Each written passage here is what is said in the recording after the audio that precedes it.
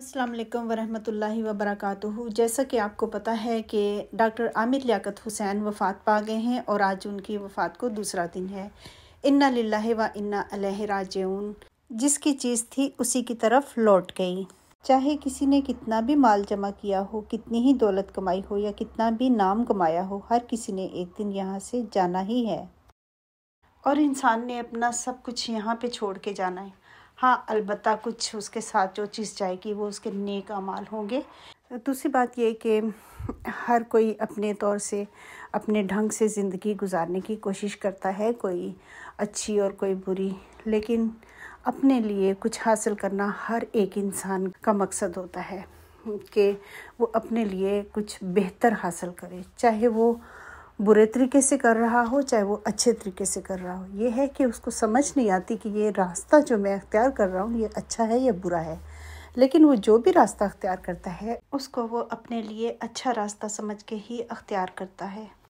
इसकी वाज़ह मिसाल डॉक्टर आमिर लियाकत हुसैन है, जो कि एक तरफ तो मज़हब से लगाव रखते थे या फिर दिखावे की कोशिश करते थे या इस्लाम का लिबादा उड़ा हुआ था। बहरहाल जो भी है, नीयतों का हाल तो अल्लाह ताला जानता है।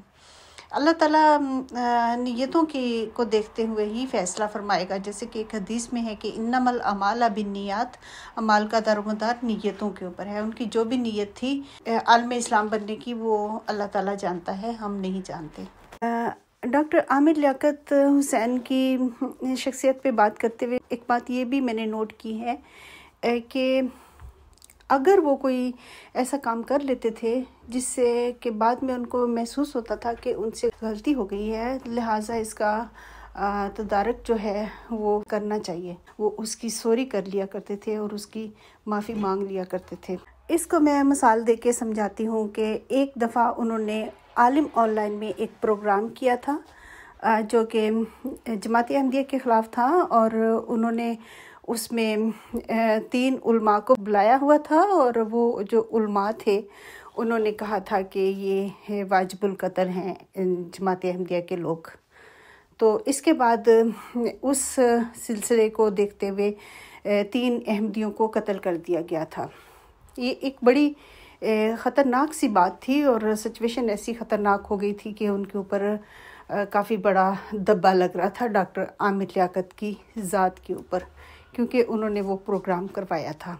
तो लिहाजा जब उनको ये महसूस हुआ कि उनसे ये गलती हो गई है, तो उसके कुछ देर के बाद उन्होंने जमात अहमदिया से माफ़ी मांगी थी और उन्होंने कहा था कि ये मुझसे गलती हुई है और मैं इसकी माफ़ी चाहता हूँ।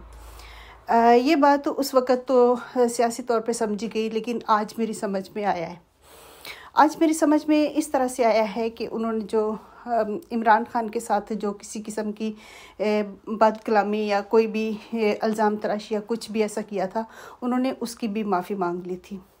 इंसान अपनी उन गलतियों की जो कि उसने नासमझी में या नादानी में की होती हैं, जब वो उन बातों की, उन चीज़ों की माफ़ी मांग लेता है किसी से जिसकी वजह से दूसरों का दिल दुखा हो, तो मेरे ख़्याल में वो एक अच्छा इंसान होता है, यानी कि खुदा का तो उसको खौफ होता है कहीं ना कहीं।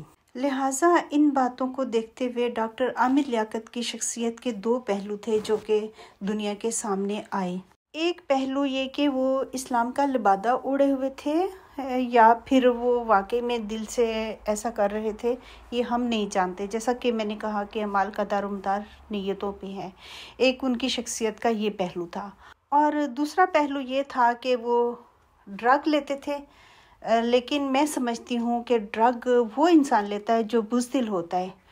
ड्रग लेने वाला कभी भी बहादुर नहीं होता। जो बहादुर इंसान होता है, जो हकीकत पसंद होता है, वो कभी ड्रग नहीं लेता। एक ये पहलू उनकी शख्सियत का था। अय्याश तो कम से कम नहीं थे। अगर उन्होंने शादियां की हैं तो शादियां तो इस्लाम में तो जायज़ है ना। उन्होंने 3 शादियां की हैं, इस्लाम में 4 शादियां एक टाइम में जायज़ हैं, और मेरा ख्याल है कि तीनों शादियां उनकी कायम थी आखिरी दम तक। बहरहाल हमें हर एक वाक़या से, हर एक ज़िंदगी से और हर एक मौत से भी सबक सीखना चाहिए, और ये हमारे लिए सबक का मकाम है। वो एक मुसलमान थे, अल्लाह और अल्लाह के रसूल को मानने वाले थे और कलमा गो थे। अल्लाह ताला उनकी मग़फ़िरत फ़रमाए और उनको जन्नतुल फ़िरदौस के आला दर्जे अता फ़रमाए। आमीन सुम्मा आमीन।